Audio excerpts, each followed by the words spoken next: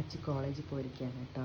കോളേജിൽ പോയി വരുന്ന വരെ അവനെ മിസ് ചെയ്യും നമ്മുടെ കുട്ടാപ്പിക്ക്. അപ്പോൾ കുട്ടാപ്പി ചെയ്യുന്ന കാര്യമാണ് അവൻ്റെ ബെഡിൽ കയറി കിടന്നുറങ്ങും. ഇനി അവൻ കോളേജ് വിട്ട് വരുന്ന സമയത്ത് എങ്ങനെയാണെന്ന് പറഞ്ഞാൽ ഓടി ചെന്ന് അവൻ്റെ കാലിന് ചുറ്റും ഇങ്ങനെ നടന്ന് അവനോട് ഇങ്ങനെ എന്തെങ്കിലുമൊക്കെ സംസാരിച്ച് ഇതാക്കി അവൻ്റെ റൂമിൽ കുറേ നേരം അവൻ്റെ കൂടെ നടന്ന് എന്നിട്ട് മൂപ്പര് അപ്പുറത്ത് വന്ന് കിടക്കുകയുള്ളൂ. ഇതുണ്ടോ, ഞാൻ കോളേജ് വിട്ട് വീട്ടിൽ വരുന്ന വരെ ഇതെങ്ങനെ കിടക്കും. ഇപ്പോൾ കുട്ടികൾ ക്ലാസ്സിൽ പോയി ഇങ്ങനെ തന്നെയാണ് കേട്ടോ.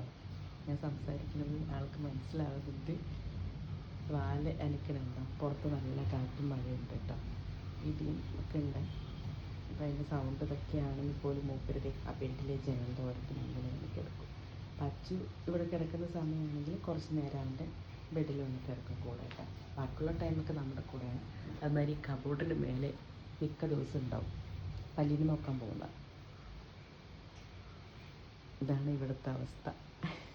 ഞങ്ങൾ പുറത്ത് പോയാലും ഇതേ അവസ്ഥയാണ്. ഞങ്ങൾ പുറത്ത് പോയി തിരിച്ച് വരുമ്പോൾ ഞങ്ങൾക്ക് വേണ്ടി വെയിറ്റ് ചെയ്തിട്ട് നമ്മളെ കാണുമ്പോൾ അവർ കാണിക്കുന്ന സ്നേഹമുണ്ടല്ലോ, ഇതൊന്നും ഇന്ന് ഉള്ള കാലഘട്ടത്തിലുള്ള മനുഷ്യന്മാർക്കില്ല, ഇത് മനസ്സിലാവില്ല.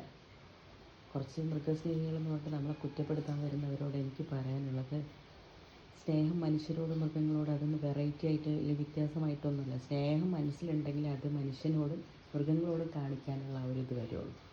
മനസ്സിൽ സ്നേഹമില്ലാത്തവരാണ് അങ്ങനെയൊക്കെ സംസാരിക്കുന്നത്. ഇത് പൊന്നു അറിഞ്ഞിട്ടില്ല ശരി.